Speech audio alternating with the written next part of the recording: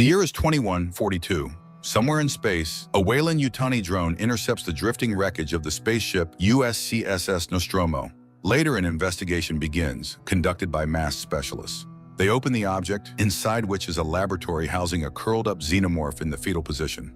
Meanwhile, in the star colony Jackson Star, a young woman, Rain Carradine, wakes up to the sound of an alarm calling her to work in the mine.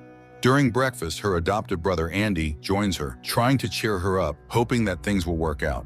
He wants to earn money to pay for the flight to Ivica, but Rain asks him to wait while she heads to the colony office. Rain has met the required quota in hopes that she can leave, especially since her parents passed away long ago, and there's nothing keeping her on the star. However, against the law, the office worker denies her resignation and informs her that the quota has been increased. Just then, Rain sees a gang of juvenile thugs beating up her brother. She rushes to defend him. It becomes clear that Andy is a synthetic human. Rain resets him and he regains consciousness. At this time, her ex-boyfriend Tyler calls, asking Rain to come and discuss a profitable deal. Although the girl fears some kind of scheme, she heads to the outskirts of the town where the space tug Corbelan is parked. Nearby, Tyler's cousin Bjorn and his girlfriend Navarro are working on the tug. Rain and Andy board the ship, where they are warmly greeted by Tyler's sister Kay. Rain is told that yesterday they accidentally discovered an abandoned spaceship orbiting the planet. They have long completed their required quotas, but the planet's administration won't let them leave. So the young people decided to take their tug to the derelict ship, hoping to find cryochambers that would allow them to escape to Ivica, a planet with better living conditions. They invited Rain because she has Andy, and only a synthetic can interact with the ship's computer systems. Tyler reminds her that if she refuses, she will rot in the colony for the rest of her life. Rain agrees. The group flies on the mining transport to the abandoned spaceship. For some reason, Bjorn constantly mocks Andy, which Rain dislikes, but the synthetic remains friendly and pays no attention to him. The tug rises above the planet, and Rain sees the sun for the first time. Soon, the space object appears before them, and they realize that it's more of a decommissioned outpost stuck in orbit. However, it's also revealed that the station is rapidly falling toward the planet's rings, and in 36 hours, the ship will collide with them. Rain asks Andy to reconsider before he boards the ship, but the synthetic has only one directive, written by the girl's father, to do everything for her. The tug docks with the station, and Andy's signal easily opens the airlock. Tyler, Bjorn, and Andy board the station. Following the scanner's directions, the group heads to the capsules. The systems are malfunctioning, gravity is unstable, but the ship's motherboard powers up, activating the oxygen supply. Finally, Tyler reaches the capsules, where it turns out that although they are intact, there isn't enough cryofuel for the flight to Ivica. However, the guys discover that there is another cryochamber on board, which, judging by its size, should contain plenty of fuel. They head toward it. Meanwhile, Rain, puzzled by Bjorn's hostility toward Andy, learns that during an accident in the mine, one of the synthetics left Bjorn's injured mother behind. Since then, he has hated androids. Meanwhile, Navarro goes to check the capsules, and Kay confesses to Rain that she is pregnant.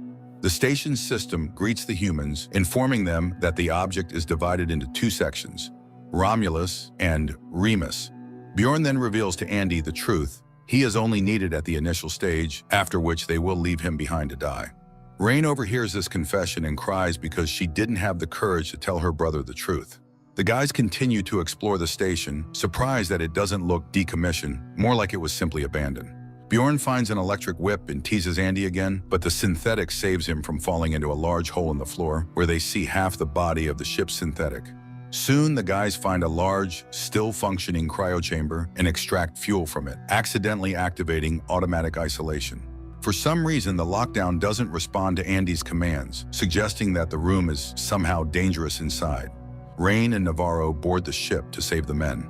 Rain removes the chip from the damaged android to plug it into Andy's brain, hoping it will give him full control over the station. While she works, Navarro marvels at the interesting technical features. Suddenly, the synthetic grabs Rain by the hand, and only Navarro's help saves her. They find the guys and give the chip to Tyler, who installs it into Andy. The synthetic freezes as he reboots. During this time, he glimpses strange creatures seated inside the ship. Bjorn, meanwhile, also discovers strange bio-objects in a nearby half-flooded chamber. However, he doesn't have time to figure out what they are, as he is attacked by invisible creatures in the water. Tyler tries to help his friend, but is also attacked by a facehugger. Andy reboots and saves Bjorn. The guys run, but the facehuggers easily break through the doors, and one of the creatures attaches itself to Navarro's face. Suddenly, Andy begins explaining the scientific nature of the creature's actions, surprising the others. Rain realizes that it's the chip, but Andy suddenly refuses to obey her. The chip doesn't give him full access to the station, fixing bugs in his programming, but also canceling his mission to serve Rain. To save Navarro, Andy activates the damaged android, Rook, a scientist from the station. Rook informs the group that the station's personnel were all killed by these creatures and that Navarro cannot be saved. The parasite has implanted a seed in her, which will quickly merge with her DNA, allowing the Xenomorph to grow. Rook shows them one such specimen preserved in the lab and explains that humans first encountered this species 20 years ago. Only one woman survived, managing to throw the monster into the airlock. When the company learned about this, they started searching for it. They found it, believing that space had killed the Xenomorph. However, it turned out that the organism was merely asleep. Rain suggests freezing the parasite's tail with cryofuel. When this works and Navarro regains consciousness, Rook warns Andy that the facehugger likely only finished its mission and advises against allowing Navarro back on the tug. Despite this, Bjorn takes Navarro into the Corbalon, leaving Andy, Tyler, and Rain behind. They detach the tug, where Kay wakes up, confused about what's happening. But suddenly, Navarro starts feeling unwell. Kay tries to help, but a Xenomorph bursts from Navarro's chest, killing her. The Corbalon crashes into the hangar of the Romulus, disturbing the station's orbit, setting it on an inevitable collision course with Jackson's planetary rings. Rain, Andy, and Tyler rush to the hangar to save their friends and attempt to escape on the tug. Meanwhile, Rook makes his way to the command center and contacts the ship's motherboard. As Tyler and Rain navigate through the station, they encounter more creatures swarming the ship's corridors. Andy discovers that the facehuggers can't see but can detect human body heat, meaning that to pass by them undetected, they must raise the air temperature to 36.6 degrees Celsius and remain very quiet. The pair follows through with this plan, slowly making their way toward the hangar, while Kay escapes the Corbalon. In one of the corridors, she runs into Bjorn. Together, they attempt to flee the Corbalon, but the passage is webbed with xenomorph cocoons, indicating the creatures are undergoing metamorphosis into their adult forms. Bjorn tries to destroy one of them with an electric whip, and at first it seems to work. Kay tries to drag him away, but Bjorn becomes fascinated by the creature's blood, which effortlessly burns through metal barriers. Suddenly, the Xenomorph sprays him with acid, and Bjorn dies, his body disintegrating from the corrosive blood. Kay reaches the door but can't open it. Tyler and Rain try to help her when they are attacked by facehuggers. They flee, and Andy seals the doors behind them, completely cutting Kay off from escape. Despite Tyler's pleas, Andy refuses to open the hangar door where Kay is trapped. The group watches helplessly as the Xenomorph attacks Kay and drags her into the depths of the station. After the initial shock, Rain realizes that Andy now has a new directive: to act in the best interest of the company. She understands that they need to remove the chip. The synthetic orders everyone to leave, explaining that he will help them escape and then return to Jackson. Following his new mission, Andy leads the pair to the laboratory where Rook explains that the station discovered a unique substance intended to help humanity evolve into perfect beings capable of colonizing the entire universe. The Prometheus 5 died for this purpose, and it's considered a divine gift to humanity. The substance contains a genome responsible for the xenomorph's ability to control its metabolism, which can be rewritten into human DNA through blood, allowing humanity to evolve instantly. Andy finds a capsule of black liquid, as his mission now is to deliver the sample to the colony. He arms the pair, hoping they won't need to use it, as the xenomorph's acidic blood can easily burn through the ship's hull. The group makes their way to the tug, discovering a massive incubator of creatures along the way. Suddenly, Tyler hears Kay's voice and rushes to help. Rain is forced to follow him. Soon they find Kay, still alive but cocooned by the xenomorph. They free her. Andy suggests injecting the black liquid into Kay, but Rain opposes the idea. She proposes putting Kay into a cryo chamber so that Earth's doctors can save her. Just then, a xenomorph attacks them and drags Tyler away. Andy freezes, and Rain is left to drag Kay to the lift and seal the doors behind them.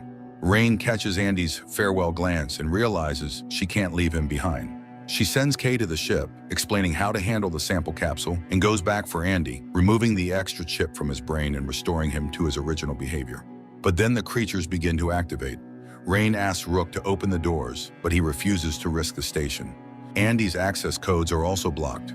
Meanwhile, Kay reaches the Corbalon, where she hears Rook's call to transfer control to him so he can bring her to the colony. She injects herself with the black liquid, believing it will heal her wounds and protect her unborn child. Rain temporarily disables the artificial gravity on the ship to shoot down the attacking xenomorphs.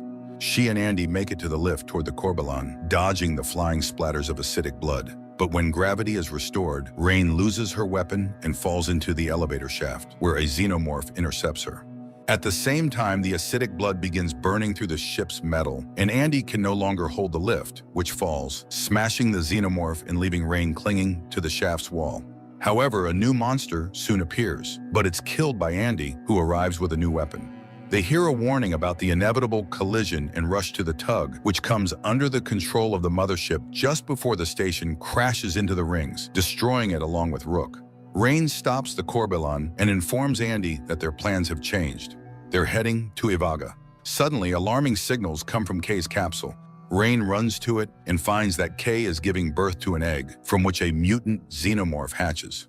Rain ejects it into a cargo capsule, arms herself, and descends to finish off the creature, but it has already grown and broken free, using Kay's body as sustenance. Rain hears Kay's screams and rushes to help, only to find Andy wounded by the monster. She barely manages to witness the xenomorph kill Kay and escapes into the transition chamber, putting on a spacesuit. She lures the xenomorph into the cargo hold, and as the tug lands on the surface of the ring, she ejects it into space, holding onto a cable. However, the xenomorph grabs her, almost smashing her helmet's visor. Nevertheless, Rain manages to break free and climb back aboard the ship. Later, Rain places Andy in one of the stasis chambers, and before going into cryosleep herself, contemplates their prospects upon arriving at Ivaga. The film is a worthy representative of the franchise, though not groundbreaking. Perhaps the director understood that it's better to give fans what they want rather than venture into dubious experiments. The result is a careful adaptation with solid cinematography, practical and computer effects, and 2 hours of suspense.